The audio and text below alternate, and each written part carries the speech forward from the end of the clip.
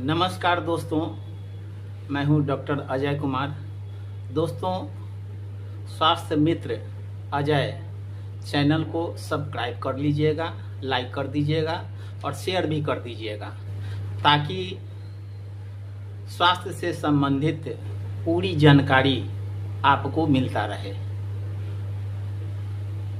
आप जो भी जानना चाहेंगे, जिस बीमारी के बारे में जानना चाहेंगे, जिस दवा के बारे में जानकारी प्राप्त करना चाहेंगे या कोई जांच दिखाना चाहेंगे, कहीं का रिपोर्ट दिखाना चाहेंगे, कुछ समझना चाहेंगे, तो आप हमें कमेंट करके बताएंगे तो मैं उसका उत्तर कोशिश करूंगा पूरी तरह से देने का। दोस्तों, आज के समय में टाइफाइड फीवर एक आम फीवर हो चुका है। यह फीवर, यह बुखार आमतौर पर किसी भी व्यक्ति को, किसी भी उम्र के लोगों को हो सकता है। तो टाइफाइड बुखार के बारे में हम पूरी जानकारी लेंगे कि टाइफाइड कैसे होता है, टाइफाइड होने पर उसके लक्षण क्या होते हैं, क्या क्या शरीर में परिवर्तन हो जाता है, कौन सा बैक्टीरिया से होता है, इसका उपचार क्या है, इसकी देखरेख कैसे होनी चाहिए। इन सभी बातों की जानकारी आपको इस वीडियो में प्राप्त होगी। जैसा कि आप देखते होंगे, बगहा वाली अपने सीतामढ़ी वाली चाची से बोली, सीतामढ़ी वाली चाची देखियो ना, हमरा बेटा के बुखार न ठीक होइ छै, शाम के शाम बुखार आ जाइ छै, कितना दवाई, कितना सुइया, ओ डॉक्टर से दिखा दिलिए, ओ डॉक्टर से दिखा दिलिए, चौक पर के भी डॉक्टर से दिखा दिलिए, बाजार पर के भी डॉक्टर से दिखा दिलिए, लेकिन बुखारे न ठीक होइ छै। की करै छी, बहुत हम दुखी छी, हमरा बेटा के बुखार न ठीक होइत है, परेशान हम छी। सीतामढ़ी वाली चाची, ये चाची जी कहू न, हम की करूँ, अब हमरा मन घबराइए, हम की करूँ, कहाँ जाऊँ, की करूँ। तो दोस्तों, इस तरह से लोग अपने आस पड़ोस में, अपने रिश्तेदारों में बातचीत करते हैं कि ये चीज़ हो रहा है। तो टाइफाइड और अन्य बुखार के बारे में हम आपको जानकारी देना चाह रहे हैं। टाइफाइड है क्या, टाइफाइड क्यों होता है, कैसे होता है। तो टाइफाइड बुखार होने का कारण है आप संक्रमित पानी और भोजन, ये गैस्ट्रोइंटेस्टाइनल ट्रैक्ट का यह बीमारी है। तो आप कोई भी भोजन और पानी ले रहे हैं जो संक्रमित हो चुका है, उससे ये टाइफाइड फीवर उत्पन्न होता है। जब संक्रमित भोजन और पानी जब हम लेते हैं तो ये बैक्टीरिया हमारे आंत में जाकर अपना ग्रोथ करता है, और जिस समय प्रवेश करता है उस समय पेशेंट को उल्टी जैसे होना, दस्त होना, पेट में दर्द होना, सिर में दर्द होना, बेचैनी होना, इस तरह का समस्या सब उत्पन्न होता है। जब टाइफाइड का जो बैक्टीरिया है हमारे भोजन और पानी के साथ हमारे शरीर के अंदर प्रवेश करता है, तब इसका जो लक्षण है यही सब होता है। तो दोस्तों, अगर वह बैक्टीरिया हमारे आंत में बहुत दिनों तक रहता है तो इसके कॉम्प्लिकेशन भी होते हैं। जैसे आंत में ही छेद कर देगा तो इंटेस्टाइन में होल हो जाएगा, ये एक गंभीर समस्या हो जाएगी, ऑपरेटिंग केस हो जाता है। तो एक एक करके हम दोस्तों टाइफाइड के क्या लक्षण होते हैं, उसमें क्या सब होता है, इसकी जानकारी हम प्राप्त करते हैं इस वीडियो के माध्यम से। दोस्तों, जिन पेशेंट को, जो पेशेंट टाइफाइड का है, उस पेशेंट में शाम होने के बाद बुखार धीरे धीरे स्टेपलेडर माने क्रम से चढ़ता हुआ बुखार आता है, सिर में दर्द होता है, भूख धीरे धीरे कम हो जाती है, वजन धीरे धीरे कम हो जाता है, कमजोरी हो जाती है, वीकनेस हो जाता है, और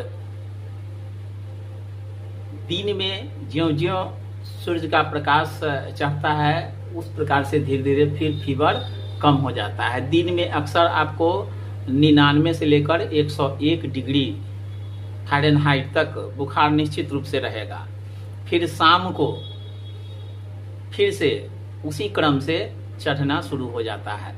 तो दोस्तों हम ये समझ गए कि टाइफाइड होने पर शुरू में क्या लक्षण होते हैं। शुरू का लक्षण है उल्टी होना, सिर में दर्द होना और दस्त होना, पेट में दर्द होना, बेचैनी होना। इस तरह का समस्या जब टाइफाइड का बैक्टीरिया हमारे आंत में प्रवेश करता है तब होता है। और टाइफाइड होने के बाद वह बैक्टीरिया आंत में छेद कर देता है, इंटेस्टाइन में होल कर देता है, गंभीर बीमारी समस्या हो जाती है। और टाइफाइड का जो बैक्टीरिया है उस बैक्टीरिया का नाम है साल्मोनेला टाइफी, साल्मोनेला पाराटाइफी, इस तरह का नाम है उस बैक्टीरिया का।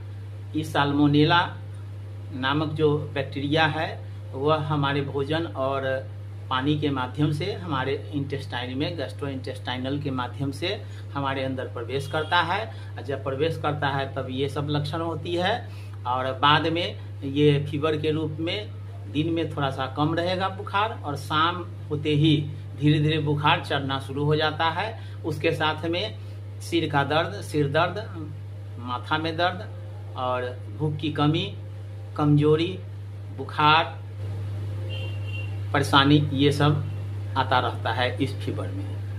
दोस्तों इसका सही उपचार क्या है? तो ग्रामीण क्षेत्रों में लोग क्या करते हैं, किसी ग्रामीण डॉक्टर को बुला करके दिखाते हैं। तो वो डॉक्टर क्या करते हैं, साधारण रूप से एक एंटीबायोटिक के साथ डेक्सोना मिला करके दे देते हैं। बुखार उस समय उतर जाता है, कुछ एंटीबायोटिक लिख देते हैं 5 दिन 7 दिन के लिए, वो खाता है, बुखार उतरता और चढ़ता रहता है, फिर भी ठीक नहीं होता है। तो इसका सही ट्रीटमेंट क्या है इसके बारे में हम जानते हैं। दोस्तों टाइफाइड की जो बैक्टीरिया है साल्मोनेला टाइफी, आमतौर पर जो प्रचलित सिप्रोफ्लॉक्सासिलिन ड्रग ऑफ चॉइस है पहले वही दिया जाता था। इंट्रोमाइसिटिन का नाम सुने होंगे, केमिसिटिन का नाम सुने होंगे, क्लोरामफेनिकल। तो इसका जो ड्रग चॉइस था पहले लोग यही देते थे, पोफ्लॉक्सासिलिन भी देते थे, अब तो सिफोपोडॉक्सिन भी देते हैं लोग। लेकिन सही मायने में सही तरीके से टाइफाइड को ठीक करने के लिए हमें मोनोसेफ, जिसका कॉम्पोजिशन सेफ्ट्राइजोन है, उसका प्रयोग करना होता है। हमने देखा है कि जो एमडी डॉक्टर हैं, डॉक्टर ऑफ मेडिसिन, या ड्रग टुडे बुक में जो लिखा हुआ है सो, या फार्मासिस्ट है, उनके अनुसार मोनोसेफ इंजेक्शन से टाइफाइड बुखार कंप्लीटली ठीक हो जाता है। लेकिन ये मोनोसेफ है क्या और इसका डोज क्या है, इसके साइड इफेक्ट क्या है, इसके इंटरैक्शन क्या है, कॉन्ट्राइंडिकेशन क्या है, स्पेशल प्रिकॉशन क्या होता है, इन सभी बातों की जानकारी हम प्राप्त करते हैं। तो दोस्तों मोनोसेफ किसी कंपनी का नाम है, लेकिन इसका कॉम्पोजिशन सेफ्ट्राइजोन होता है।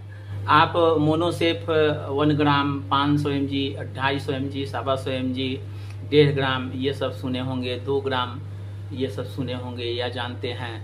हम ग्रामीण चिकित्सक भाइयों से कह रहे हैं कि और केमिस्ट लोगों से कि ये तो आप भली भांति जानते हैं, लेकिन इसका सही डोज क्या है? आप लोग सर्दी खांसी बुखार में भी इस दवा को देते हैं, डेक्सोना मिला करके, डेरिफिल मिला करके, जिससे कि कफ सर्दी और सांस का जो बीमारी होता है वो भी ठीक होता है।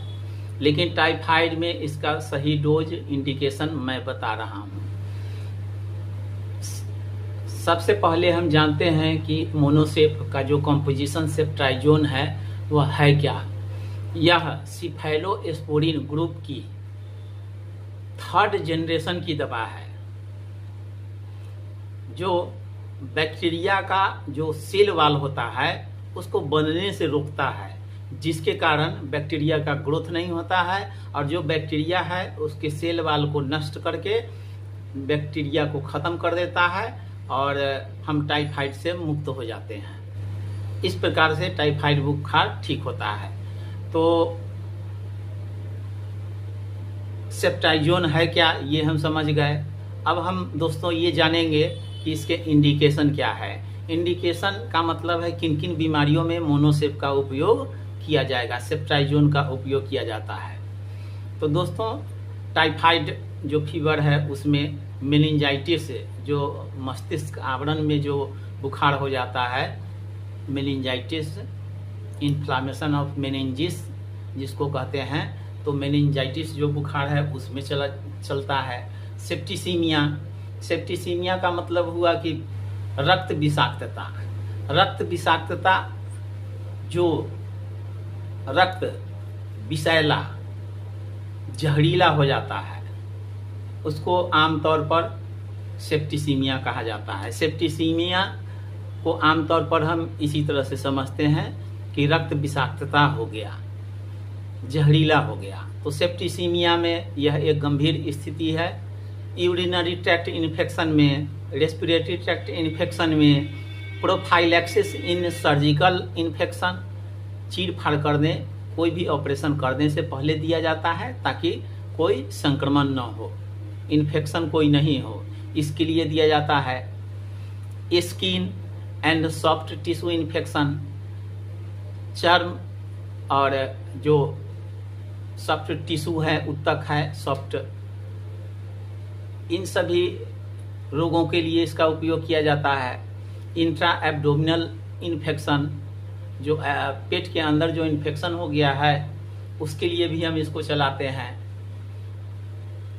और अन्य बीमारी में भी चलाते हैं। आमतौर पर गांव घर में ग्रामीण जो चिकित्सक भाई हैं वो बुखार में भी, सर्दी खांसी में भी, और सांस फूलने की जो बीमारी होती है उसमें भी, कट फट गया उसमें भी, जल गया उसमें भी, कोई कीड़ा काट लिया या कोई सूजन हो गया, किस प्रकार का घाव हो गया उसमें भी, इन सभी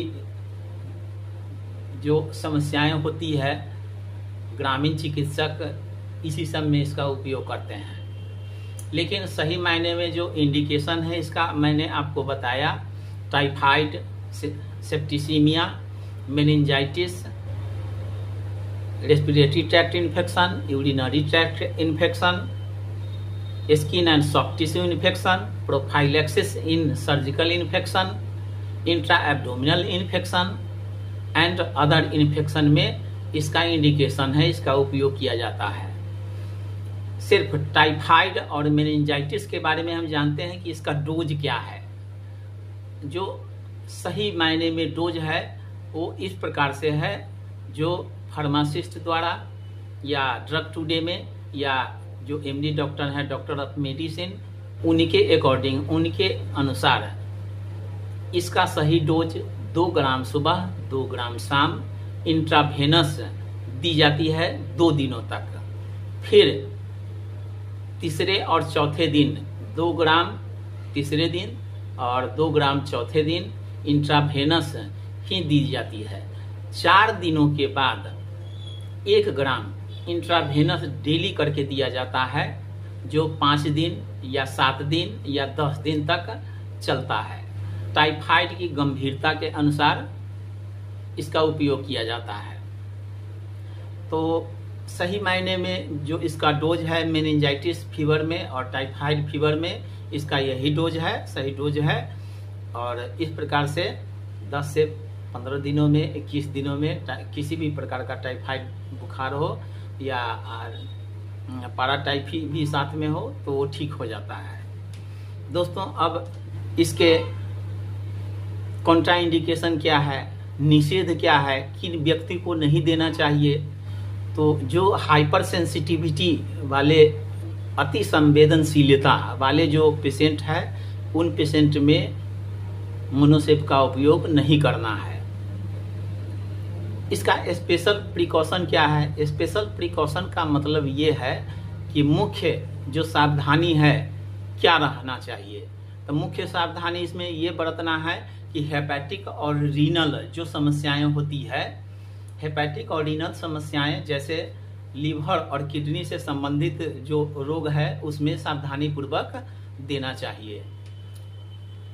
और प्रीमैच्योर इन्फेंट्स, जो समय से पहले जो बच्चा जन्म लिया है उसे भी सावधानी पूर्वक देना है या नहीं देना है। प्रेगनेंसी एंड लैक्टेशन, जो गर्भवती महिलाएं हैं और जो दूध पिलाने वाली महिलाएं माताएं हैं उनको भी ये इंजेक्शन सावधानी पूर्वक देना चाहिए, या न दे तो ज़्यादा बेहतर है।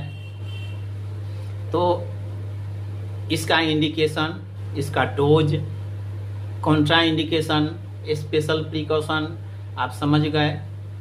अब इसके इंटरएक्शन के बारे में चर्चा करते हैं। इंटरएक्शन क्या है दोस्तों? इंटरएक्शन का मतलब है कि ये दवा हमारे शरीर में जाकर के, हमारे अंदर जाकर के एक दूसरे दवाई से या एक दूसरे केमिकल से मिलकर क्या प्रतिक्रिया करता है। तो जैसा कि आप दोस्तों जानते होंगे कि जो शराबी है, शराब छुड़ाने के लिए डाइसल्फीराम नामक दवा है, टैबलेट है जो दी जाती है शराब को छुड़ाने के लिए।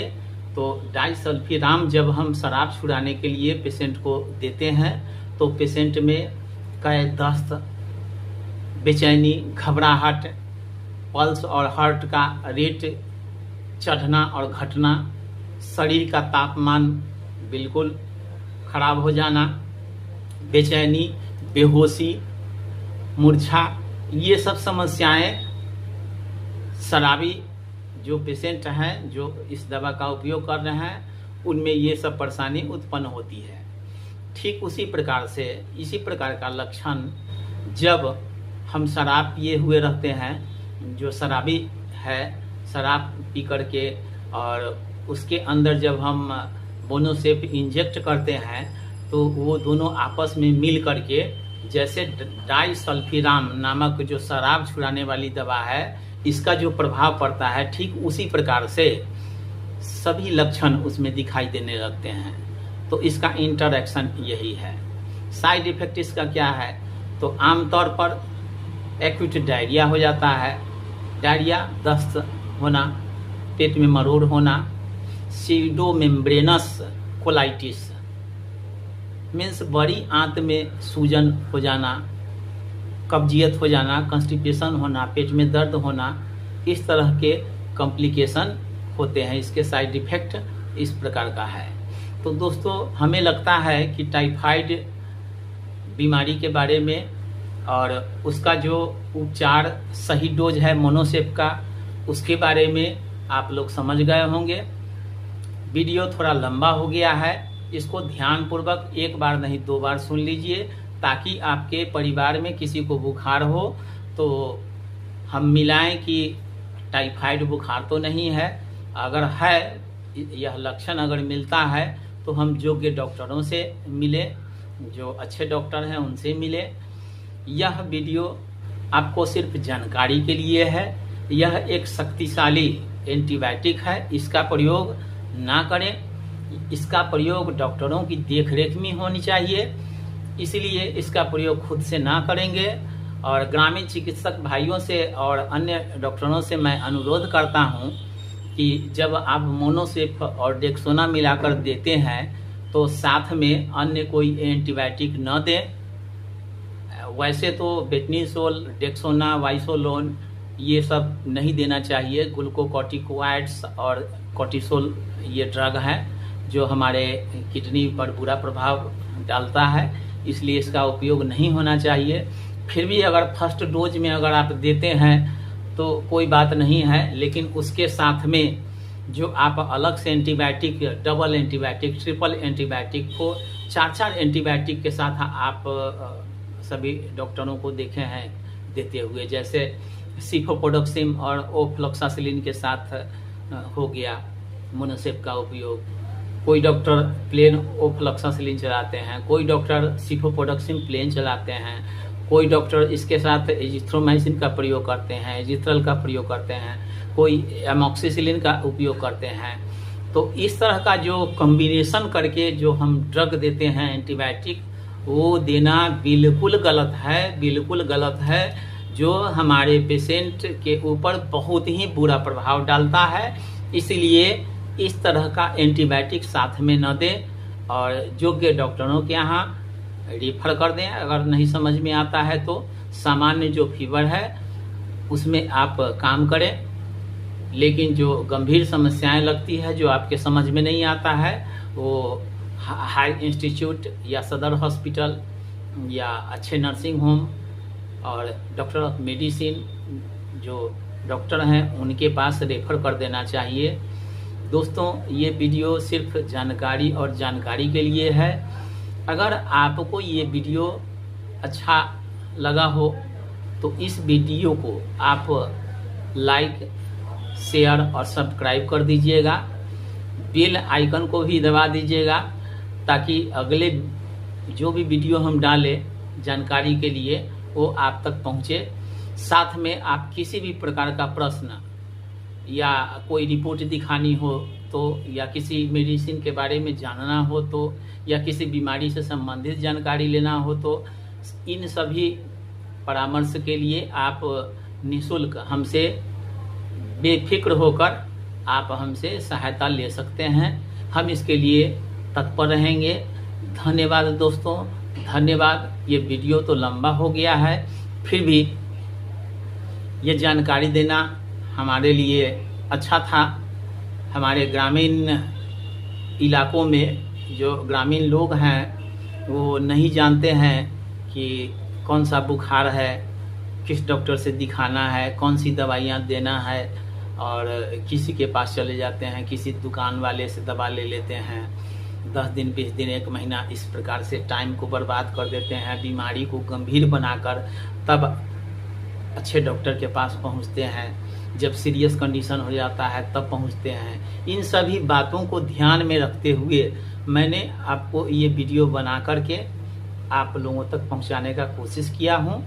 अगर ये जानकारी और ये परामर्श आपको अच्छा लगे तो हमारे चैनल स्वास्थ्य मित्र अजय चैनल को आप जरूर सब्सक्राइब कर दीजिएगा, लाइक और शेयर जरूर कर दीजिएगा, बेल आइकन को भी दबा दीजिएगा ताकि हम अगले वीडियो में आपको और भी जानकारी दें। और कमेंट करेंगे कि आपको क्या परामर्श लेना है, तो हम आपको अगला जो परामर्श होगा वो भी हम आपको देंगे। धन्यवाद दोस्तों, धन्यवाद, धन्यवाद।